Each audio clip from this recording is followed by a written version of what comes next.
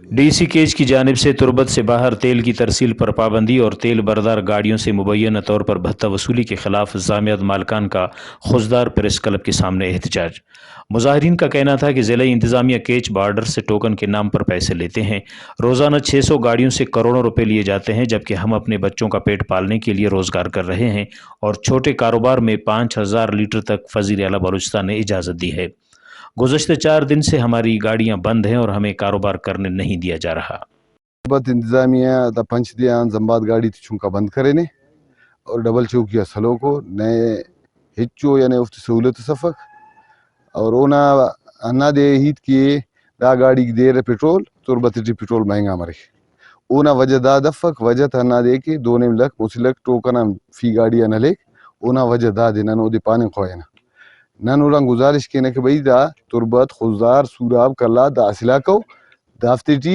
ہچو فرق افق انتظام پورا وزیر اعلیٰ نہ کننا بھی 5000 لیٹر اجازت ملانے انتظامیہ نہ کننا خضدار نہ وزیر اعلیٰ بلوچستان نہ گزارش کینا چیف آف جالاوان دفتر گزارش کینا نہ روزگار اتبو یہ ہم میں خضدار والا چکا گاڑی استے ڈبل چوکی دار گئے تھے پرچہ اے وجہ کی دار گئے کہ ڈی سی آرڈر ہیں ڈی سی 6 آرڈر ہے ڈی سی ٹوکنا کم پکا 6000 لیٹر چ بارڈر کاری 2 لکھ روپے ایک ٹوکن گے تو بجے 66 روپے ایک لیٹر سرا عادت تربت اس کا یہ خرچ ہے ڈرائیور آئیں تو الگ کا خالی لیٹر سرا بعد چو مکا یہ فاقہ مردو فاقہ سرا رو گئے یہ بڑے نئے طریقہ ہی نہیں بڑا مہربانی کا ڈی سی صاحب اتی یہ چیوا چیپ کا نوٹیفیکیشن ہے واپس بعد گاڑیاں جو پیٹرول لے کے آتے ہیں بارڈر سے بلوچستان میں تو یہ سارے بے روزگار ہیں،